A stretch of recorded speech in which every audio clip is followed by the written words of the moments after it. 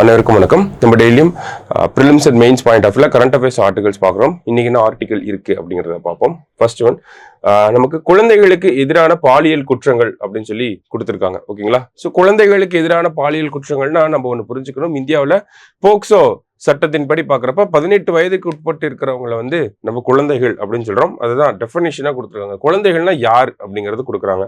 இவங்களுக்கு வந்து பார்த்தோன்னா மன ரீதியாக பாலியல் ரீதியாக நிறைய துன்புறுத்தல்கள் அப்படிங்கிறது ஏற்பட்டுட்டே தான் வருது. ஓகேங்களா? இல்ல அதிக அளவு பாலியல் துன்பங்கள் ஏற்படுவதாக நமக்கு சொல்லியிருக்காங்க.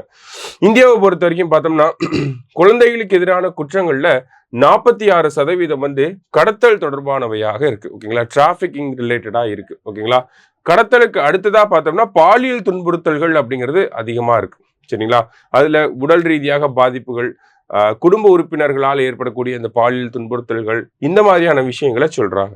சரியா? குழந்தைகளுக்கு இருக்கக்கூடிய அச்சுறுத்தல்கள்ல ஃபர்ஸ்ட் டிராபிகிங், அடுத்தது அந்த செக்ஷுவல் அபியூஸ் அப்படிங்கிறத சொல்றாங்க.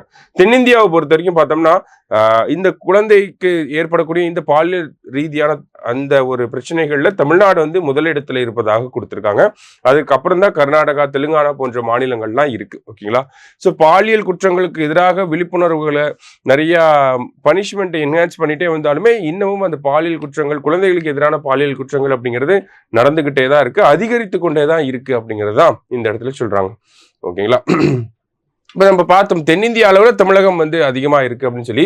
தேசிய அளவில் பார்த்தோம்னா உத்தரப்பிரதேசம், மகாராஷ்டிரம் போன்ற மாநிலங்கள் தான் வந்து அதிகமாக இருக்கு. உத்தரப்பிரதேசம், மகாராஷ்டிரம், மத்திய பிரதேசம் போன்ற மாநிலங்கள்லாம் அதிகமான வழக்குகளை பதிவு செஞ்சு இந்த குழந்தைகளுக்கு எதிரான துன்புறுத்தல்கள்ல அதிகமான வழக்குகள் பதிவு செஞ்ச மாநிலமாக இருக்கக்கூடிய மாநிலங்கள்னா உத்தரப்பிரதேசம், மகாராஷ்டிரம், மத்திய பிரதேசம் தான். ஸோ போக்சோ சட்டம் என்ன சொல்ல வருது? போக்சோ சட்டம் இந்த குழந்தைகளுக்கு எதிரான இந்த மாதிரியான பாலியல் ரீதியான ஒரு இந்த செக்ஷுவல் அபியூஸை தடுக்கணுங்கிறதுக்காக protection of children from sexual offences அப்படின்னு சொல்லி 2012 கொண்டு வந்திருப்பாங்க. 18 வயதுக்கு உட்பட்டு இருக்கிறவங்கள வந்து குழந்தைகள் அப்படிங்கிறத சொல்லியிருப்பாங்க இல்லையா? ஸோ இந்த சட்டத்துக்கு கீழே பார்த்தோம்னா நமக்கு தண்டனை அப்படிங்கிறது ஒரு நபருக்கு எவ்வளவு காலம் வழங்கப்படுதுன்னா 10 ஆண்டுகள் சிறை தண்டனை அப்படிங்கிறது வழங்கப்படுது. ஓகேங்களா?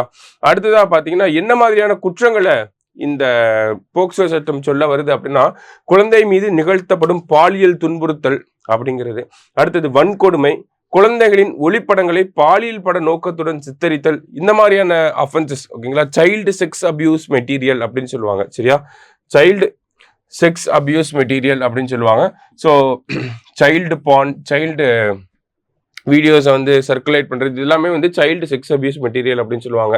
ஸோ இதெல்லாமே கூட இந்த போக்சோ சட்டத்துக்கு கீழே உட்பட்டு இருக்கக்கூடிய விஷயம் தான். இதுக்கு 10 ஆண்டு சிறை தண்டனை அப்படிங்கிறது வழங்கப்படுது. ஓகேங்களா? இதே பார்த்தோம்னா 16 வயதுக்கு உட்பட்ட குழந்தைகள் பாலியல் துன்புறுத்தலுக்கு உள்ளாகும் போது குறைந்தபட்ச தண்டனை காலமானது 20 ஆண்டுகள் அப்படிங்கிறத கொடுத்துருக்காங்க. அல்லது ஆயுள் தண்டனை கூட விதிக்கப்படலாம் அப்படிங்கிறதையும் நமக்கு சொல்லியிருக்காங்க. ஓகேங்களா?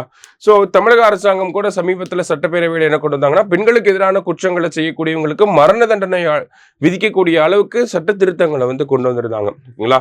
ஸோ சட்ட திருத்தங்கள் நிறையாவே இருந்தாலுமே சிக்கல்கள் அப்படிங்கிறது அதிகமாகவே தான் இருக்கு. ஓகேங்களா? ஸோ சிக்கல்கள்ல என்ன இருக்கு அப்படின்னு பார்த்தோம்னா இப்போ எக்ஸாம்பிளுக்கு போக்சோ சட்டத்துக்கு கீழே இருக்கக்கூடிய வழக்குகளை விசாரிக்கிறதுக்கு போக்சோ ஸ்பெஷல் கோர்ட் அப்படிங்கிறது இருக்கு. ஓகேங்களா? ஸோ இந்த போக்சோ சிறப்பு நீதிமன்றம் என்ன பண்றாங்க அப்படின்னு பார்த்தோம்னா விசாரணைக்கு எடுத்துக்கொண்ட அந்த வழக்கு விசாரணைக்கு எடுத்த 30 நாட்களுக்குள்ள என்ன பண்ணும்? குழந்தையோட சாட்சியை பதிவு செய்ய வேண்டும். ஓகேங்களா? சிறப்பு நீதிமன்றம் என்ன பண்ணுது அப்படின்னா குற்றத்தை விசாரணைக்கு எடுத்துக்கொண்ட நாள்ல இருந்து 1 வருட காலத்துக்குள்ள அந்த விசாரணையை முடிக்கணும். சரிங்களா? அதாவது அந்த வழக்கை எடுத்து கேஸை நடத்த ஆரம்பிச்சுட்டாங்கன்னா 30 நாளுக்குள்ள அந்த குழந்தைகிட்ட இருந்து அந்த ஸ்டேட்மெண்ட்டை வாங்கியிருக்கணும்.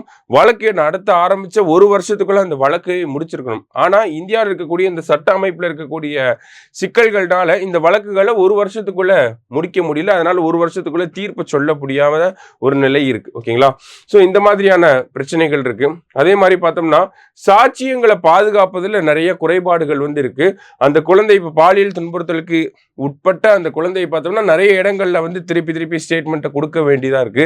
இந்த மாதிரியான சிக்கல்கள்னால நமக்கு நிறைய பேர் வழக்குகளையே பதிவு செய்ய மாட்டேங்கிறாங்க அப்படிங்கிற ஒரு குற்றச்சாட்டுமே இருக்கதான் செய்யுது. சரிங்களா? ஸோ இதுக்கு என்ன தீர்வுகள் அப்படிங்கிறது பார்த்தோம்னா ஸ்கூல் எஜுகேஷன்லேயே செக்ஸ் எஜுகேஷன் அப்படிங்கிறத கொண்டு வரணும்.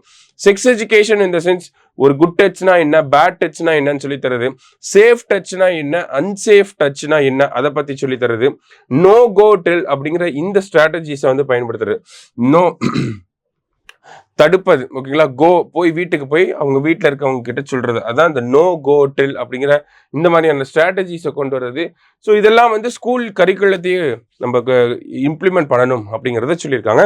ஸோ குழந்தைகளுக்கு எதிரான பாலியல் துன்புறுத்தல்கள், அது எப்படி, என்ன சிக்கல்கள் இருக்கு, என்ன பிரச்சனைகள்லாம் இருந்துச்சு, என்ன தீர்வுகள்லாம் இருக்கலாம் அப்படிங்கிறதா இந்த இடத்துல கொடுத்துருக்காங்க. நோட் பண்ணி வச்சுக்கோங்க. நன்றி.